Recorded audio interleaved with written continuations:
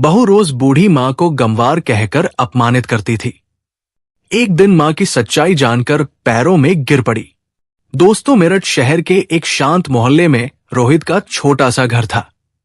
घर बहुत बड़ा नहीं था, लेकिन साफ सुथरा और सादा था। उसी घर के एक कोने में एक छोटी सी खाट पर रोज सुबह सबसे पहले बैठने वाली महिला थी, सरोज देवी। सरोज देवी की उम्र लगभग 60 साल थी। बाल पूरी तरह सफेद हो चुके थे और चेहरे पर झुर्रियां साफ दिखाई देती थी। वो हमेशा साधारण सूती साड़ी पहनती थी और सिर पर पल्लू रखती थी। उनकी आदत थी कि सुबह जल्दी उठकर घर के छोटे मोटे काम खुद ही कर देती थी। उस दिन भी सुबह के 5 बजे थे। सरोज देवी चुपचाप रसोई में जाकर चाय बना रही थी। रसोई में चूल्हे की हल्की आवाज के बीच वो धीरे धीरे काम कर रही थी, जैसे किसी को जगाना नहीं चाहती हो। कुछ देर बाद कमरे से तेज आवाज आई, मम्मी जी। ये आवाज थी नेहा की। सरोज देवी जल्दी से कप में चाय डालकर कमरे की तरफ बढ़ी। नेहा बिस्तर पर बैठी मोबाइल देख रही थी। उसके चेहरे पर नाराजगी साफ दिखाई दे रही थी। इतनी देर लगा दी चाय लाने में? नेहा ने तीखे लहजे में कहा। सरोज देवी ने शांत आवाज में कहा, बेटा, अभी तो 5 ही बजे हैं। सोचा था थोड़ी देर बाद दूं। नेहा ने तुरंत ताना मारा, आपको क्या पता टाइम का? गांव की आदतें गई नहीं। शहर में रहते हुए भी बिल्कुल गंवारों जैसी सोच है आपकी। सरोज देवी कुछ पल चुप रही, फिर धीरे से बोली, लो बेटा, चाय पी लो। नेहा ने कप लेते हुए फिर कहा, और सुनिए, कल जो सब्जी बनाई थी ना, बिल्कुल बेस्वाद थी। सच में मम्मी जी, कभी कभी लगता है आपसे कोई काम ढंग से होता ही नहीं। सरोज देवी बस हल्की मुस्कान के साथ सिर झुका लेती थी। उन्हें आदत हो चुकी थी। उसी समय दूसरे कमरे से रोहित बाहर आया। रोहित ने मां को देखा और बोला, मां, आपने फिर इतनी सुबह उठकर काम शुरू कर दिया? सरोज देवी ने कहा, अरे बेटा, आदत है। वैसे भी खाली बैठकर क्या करूंगी। रोहित मुस्कुरा दिया, लेकिन तभी नेहा बोल पड़ी, आप ही समझाइए अपनी मां को। हर चीज पुराने तरीके से करती है। आजकल लोग कैसे रहते हैं, इन्हें कुछ पता ही नहीं। रोहित ने माहौल खराब न हो इसलिए बस इतना कहा, अच्छा रहने दो नेहा, मां अपनी आदत से करती है। नेहा ने मोबाइल रखते हुए कहा, बस यही दिक्कत है तुमसे रोहित, तुम्हें हर बात में अपनी मां ही सही लगती है। सरोज देवी तुरंत बोली, नहीं बेटा, बहू ठीक ही कह रही है। मैं गांव की औरत हूं, मुझे क्या समझ शहर के तौर तरीकों की। नेहा हंसती, कम से कम आपको अपनी सच्चाई तो पता है। रोहित को यह बात अच्छी नहीं लगी, लेकिन वो चुप रहा। उसे ऑफिस के लिए देर हो रही थी। थोड़ी देर बाद रोहित तैयार होकर बाहर जाने लगा। जाते जाते उसने मां से कहा, मां, आज थोड़ा देर से आऊंगा, ऑफिस में मीटिंग है।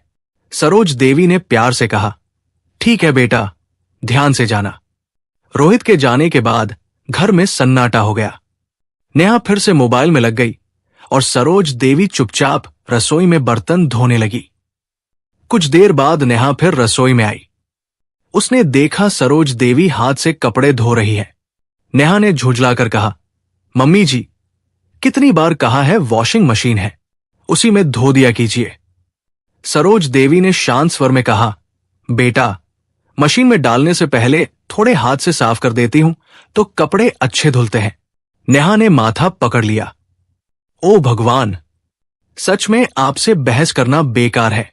आप वही करेंगी जो गांव में होता था। सरोज देवी फिर चुप हो गई। उन्होंने कपड़े धोना जारी रखा। नेहा वापस कमरे में चली गई। उसके चेहरे पर हमेशा की तरह चिड़चिड़ापन था। उसे लगता था कि इस घर में सबसे बड़ी समस्या सरोज देवी की मौजूदगी है। दिन धीरे धीरे बीतता गया।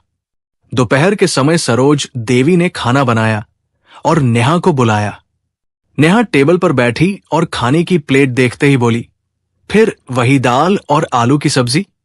सरोज देवी ने धीरे से कहा, बेटा, आज बाजार नहीं जा पाई, सोचा यही बना दूं।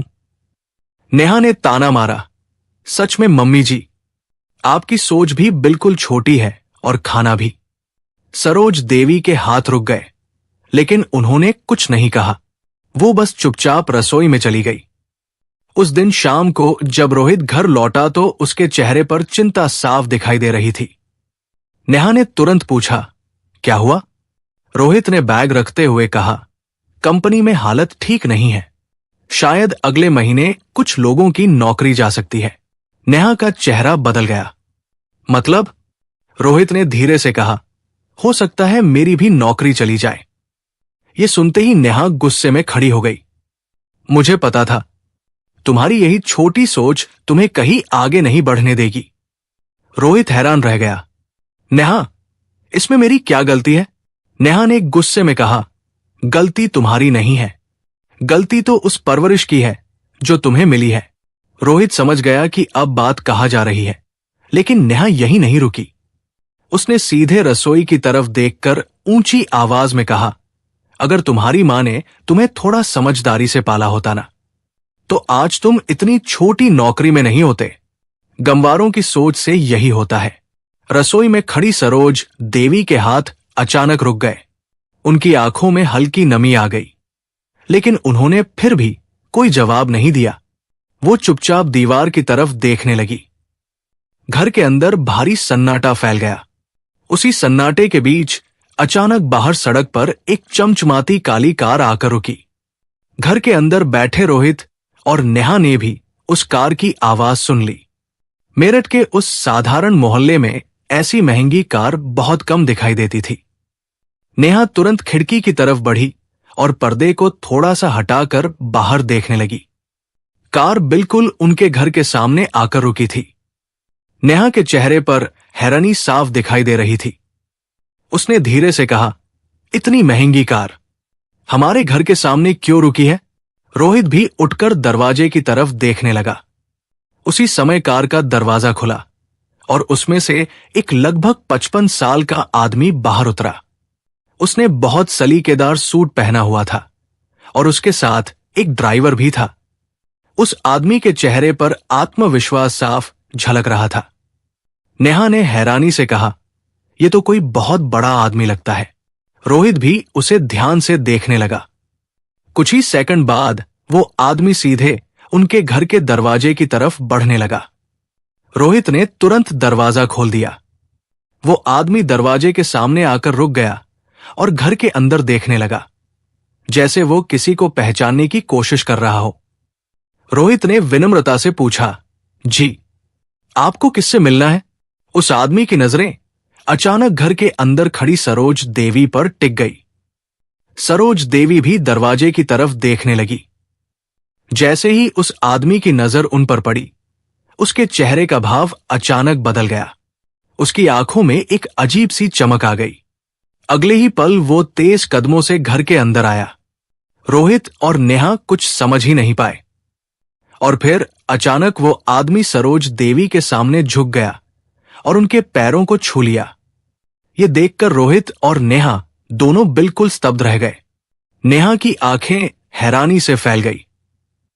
वो आदमी बहुत सम्मान के साथ बोला, मां, आपने मुझे पहचाना?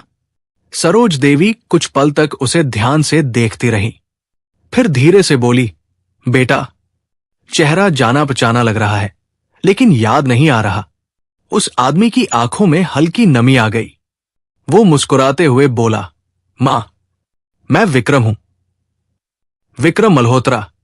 ये नाम सुनते ही सरोज देवी की आंखें अचानक चमक उठीं। उन्होंने धीरे से कहा, अरे विक्रम, तू? विक्रम ने फिर से उनके पैर छू लिए। हां मां, वही विक्रम जिसे आपने सालों पहले सहारा दिया था। रोहित और नेहा ये सब देखकर पूरी तरह हैरान थे। नेहा के मन में कई सवाल घूमने लगे।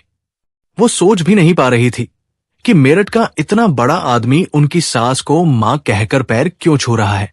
विक्रम ने सम्मान के साथ कहा, मां, आज इतने सालों बाद आपको देखकर दिल भर आया। सरोज देवी की आंखों में भी पुराने दिनों की यादें तैरने लगी। उन्होंने धीरे से कहा, बेटा, तू तो बहुत बड़ा आदमी बन गया है। विक्रम हल्का सा मुस्कुराया। मां, अगर उस दिन आपने मेरा हाथ नहीं पकड़ा होता तो शायद आज मैं कहीं सड़क पर भटक रहा होता। रोहित और नेहा अब पूरी तरह चुप होकर ये बातचीत सुन रहे थे।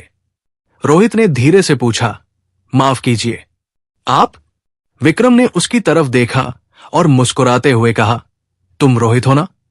रोहित चौंक गया। जी, लेकिन आपको मेरा नाम कैसे पता? विक्रम ने सरोज देवी की तरफ देखते हुए कहा, क्योंकि ये मेरी मां है और मां अपने बेटे के बारे में सब बताती है। ये सुनकर रोहित की आंखें भर आई। नेहा अब भी चुप खड़ी थी। विक्रम ने घर के चारों तरफ नजर दौड़ाई, फिर बोला, मां, आपने मुझे अंदर बैठने के लिए भी नहीं कहा। सरोज देवी तुरंत संभल गई। अरे बेटा, मैं भी ना। आओ बैठो। विक्रम सोफे पर बैठ गया। उसका ड्राइवर बाहर ही खड़ा रहा।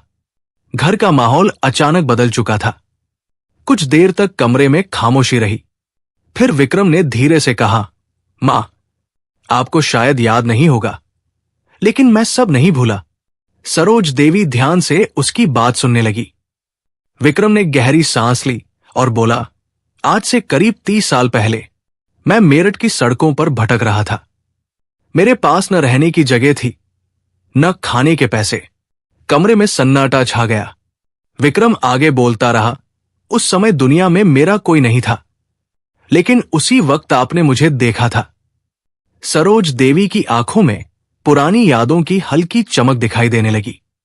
विक्रम की आवाज भर्रा गई, मां, उस दिन आपने मुझे अपने घर ले जाकर खाना खिलाया था और कहा था कि बेटा, मेहनत करोगे तो जिंदगी जरूर बदलेगी।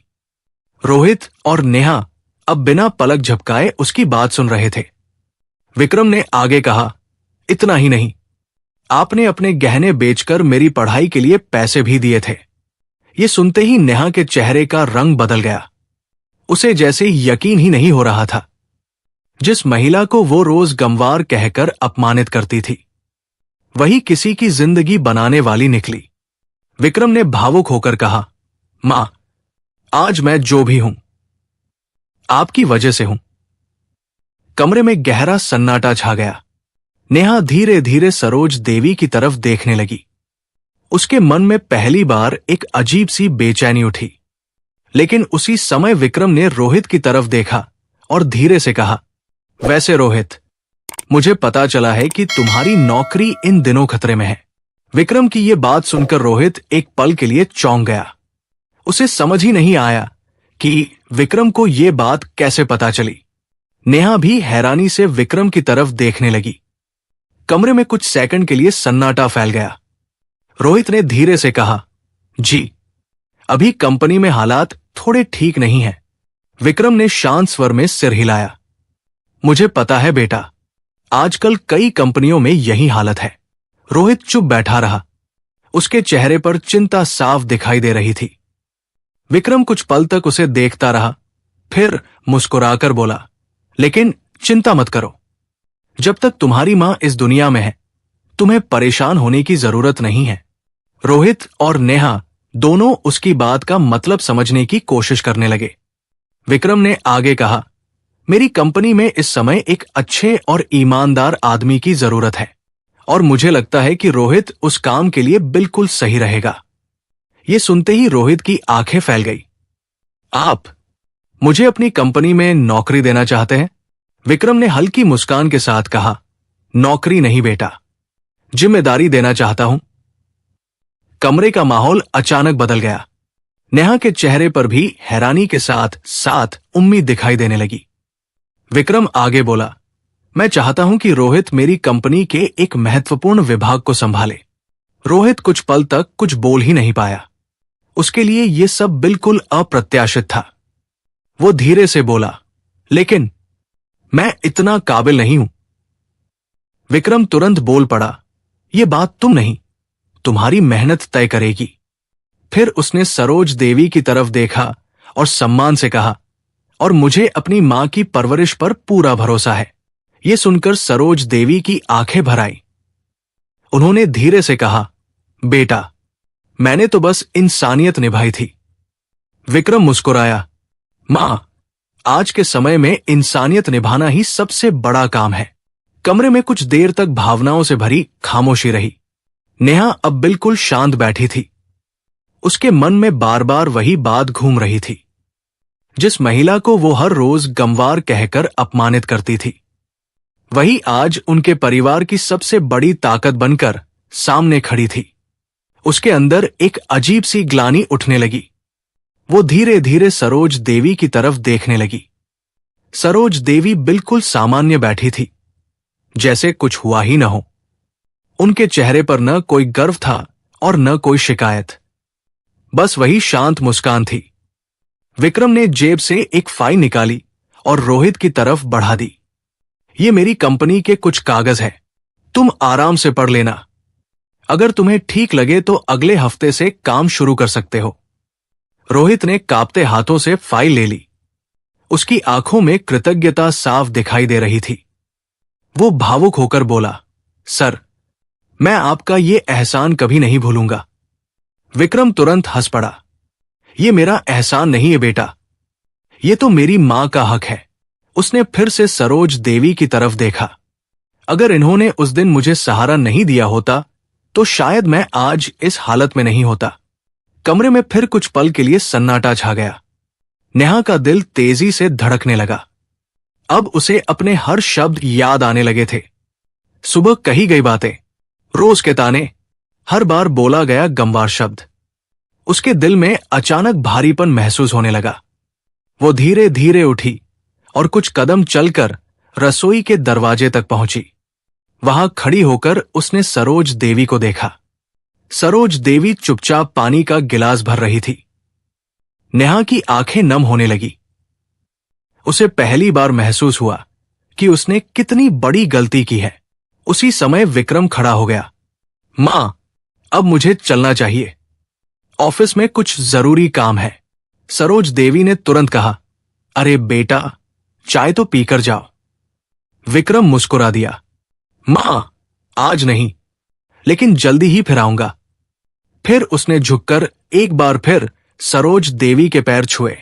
रोहित और नेहा दोनों ये दृश्य चुपचाप देखते रहे। विक्रम दरवाजे की तरफ बढ़ा। जाते जाते वो रोहित के कंधे पर हाथ रखकर बोला, अपने आप पर भरोसा रखना, और सबसे बड़ी बात, अपनी मां का हमेशा सम्मान करना। ये कहकर वो बाहर चला गया। कुछ ही पलों बाद उसकी कार फिर से सड़क पर दौड़ने लगी। घर के अंदर अब फिर वही सन्नाटा था, लेकिन इस बार उस सन्नाटे का अर्थ अलग था। नेहा धीरे धीरे सरोज देवी की तरफ बढ़ी। उसके कदम कांप रहे थे और आंखों से आंसू गिरने लगे थे। वो सरोज देवी के सामने आकर रुक गई।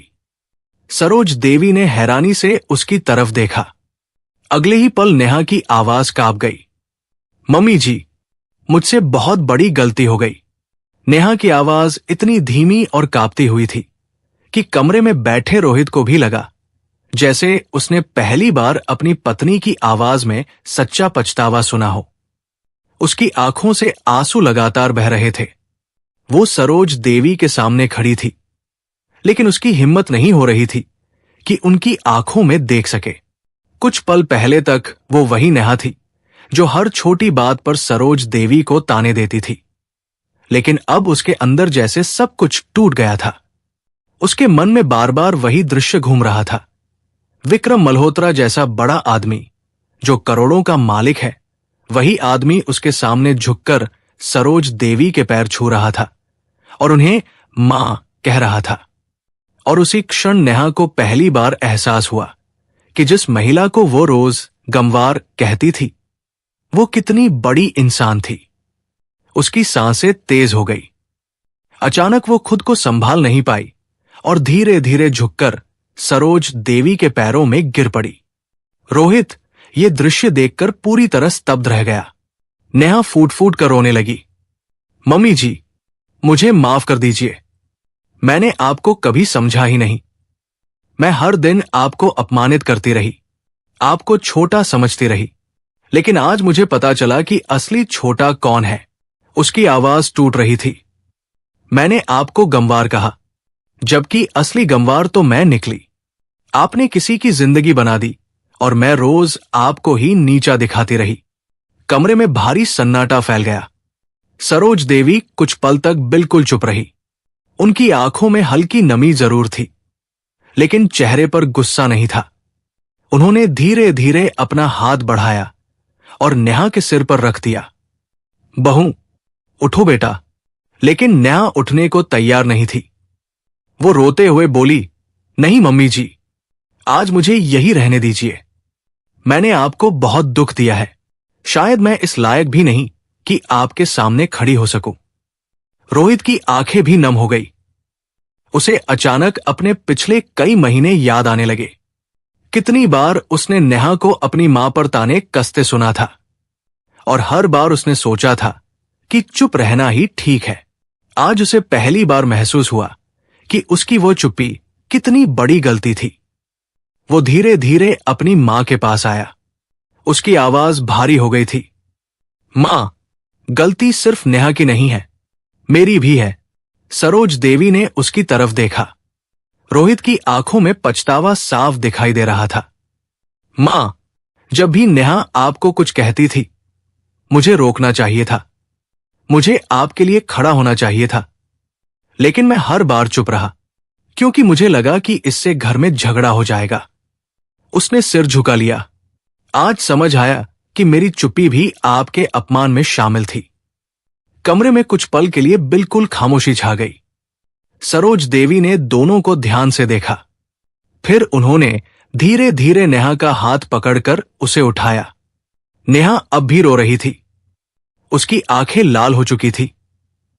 सरोज देवी ने उसके सिर पर हाथ फेरा। बहू, इंसान से गलती हो जाती है। उनकी आवाज में अजीब सी शांति थी। लेकिन जिंदगी में सबसे बड़ी बात यह होती है कि इंसान अपनी गलती को समझ ले। नेहा रोते हुए बोली, मम्मी जी, मैं रोज आपको ताने देती रही और आप हर बार चुप रही। आपने कभी मुझे जवाब क्यों नहीं दिया? सरोज देवी हल्का सा मुस्कुरा दी। क्योंकि बेटा, जवाब देने से रिश्ते टूट जाते हैं और चुप रहने से कई बार रिश्ते बच जाते हैं। नेहा उनकी बात सुनकर और भी ज्यादा रोने लगी। उसे समझ नहीं आ रहा था कि इतनी बड़ी महिला को उसने इतने छोटे शब्दों से कैसे चोट पहुंचाई। सरोज देवी ने फिर धीरे से कहा, तुमने मुझे गमवार कहा, लेकिन बेटा, मुझे बुरा नहीं लगा। नेहा ने हैरानी से उनकी तरफ देखा। क्यों? सरोज देवी ने शांत स्वर में कहा, क्योंकि मुझे पता था कि एक दिन तुम्हें सच जरूर समझ आएगा। रोहित अब तक चुप खड़ा था। उसने आगे बढ़कर अपनी मां का हाथ पकड़ लिया। उसकी आंखों से आंसू बहने लगे। मां, आपने जिंदगी भर दूसरों के लिए ही किया है, लेकिन हम ही आपको समझ नहीं पाए। सरोज देवी ने उसके कंधे पर हाथ रखा। बेटा, मां बाप अपने बच्चों से कभी हिसाब नहीं रखते। फिर उन्होंने दोनों को देखते हुए धीरे से कहा, बस एक बात याद रखना, जिस घर में बूढ़े मां बाप को बोझ समझा जाता है, उस घर की खुशियां धीरे धीरे खत्म हो जाती है। कमरे में फिर सन्नाटा छा गया। नेहा अब पूरी तरह शांत हो चुकी थी। उसके चेहरे पर अब घमंड की जगह सिर्फ शर्म और सम्मान था। उसने धीरे से कहा, मम्मी जी, आज से मैं आपको कभी दुख नहीं दूंगी। मैं वादा करती हूं कि इस घर में सबसे पहले आपका सम्मान होगा। सरोज देवी ने हल्की मुस्कान के साथ कहा, बस इतना याद रखना बहू, रिश्ते सम्मान से चलते हैं, अहंकार से नहीं। रोहित ने भी दृढ़ आवाज में कहा, मां, आज के बाद इस घर में कभी आपका अपमान नहीं होगा। उसकी आवाज में सच्चाई थी। उस दिन उस छोटे से घर का माहौल पूरी तरह बदल चुका था। जिस घर में कभी तानों की आवाज गूंजती थी, वहां अब पछतावे और समझदारी की खामोशी थी। नेहा धीरे धीरे रसोई की तरफ चली गई। कुछ देर बाद वो 3 कप चाय लेकर वापस आई, लेकिन इस बार उसके चेहरे पर पहले वाली नेहा नहीं थी। उसकी आंखों में नम्रता थी। उसने सबसे पहले कप सरोज देवी के सामने रखा और धीमी आवाज में बोली, मम्मी जी, चाय। सरोज देवी ने उसकी तरफ देखा। उनकी आंखों में ममता थी। रोहित ये सब देख रहा था। उसे महसूस हुआ कि आज सिर्फ एक गलती नहीं सुधरी, बल्कि पूरे घर की सोच बदल गई है। उसने धीरे से कहा, शायद आज हमें समझ आया कि असली बड़ा कौन होता है। सरोज देवी हल्का सा मुस्कुरा दी। उस शांत शाम में मेरठ के उस छोटे से घर में एक सच्चाई हमेशा के लिए बस गई कि कभी कभी जिस इंसान को हम सबसे साधारण समझ लेते हैं, वही इंसान असल में सबसे असाधारण होता है। और जिस मां को लोग गंवार समझ लेते हैं, वही कई बार पूरे परिवार की सबसे बड़ी ताकत बन जाती है। दोस्तों, इस कहानी से यही सीख मिलती है कि किसी इंसान की असली कीमत उसके कपड़ों, पढ़ाई या बोलने के तरीके से नहीं होती, बल्कि उसके दिल और उसके कर्मों से होती है। कई बार हम जिन लोगों को साधारण समझकर नजरअंदाज कर देते हैं, वही लोग हमारे जीवन की सबसे बड़ी ताकत बनकर सामने आते हैं। मां बाप का सम्मान करना सिर्फ हमारा कर्तव्य नहीं, बल्कि हमारे संस्कारों की असली पहचान है। लेकिन अब आप ही बताइए, क्या नेहा की तरह किसी को उसकी सादगी या गांव के होने की वजह से गंवार कहना सही था? अगर आप रोहित की जगह होते तो क्या आप भी अपनी मां के अपमान पर चुप रहते या उसी समय सच के साथ खड़े होते? अपनी राय जरूर लिखिए, क्योंकि आपकी एक टिप्पणी किसी की सोच बदल सकती है। अगर कहानी ने दिल को छुआ हो तो वीडियो को लाइक करें, चैनल कहानी धाम को सब्सक्राइब करें और इसे अपने दोस्तों के साथ जरूर शेयर करें। फिर मिलेंगे अगली वीडियो में एक नई कहानी के साथ। जय हिंद, जय भारत।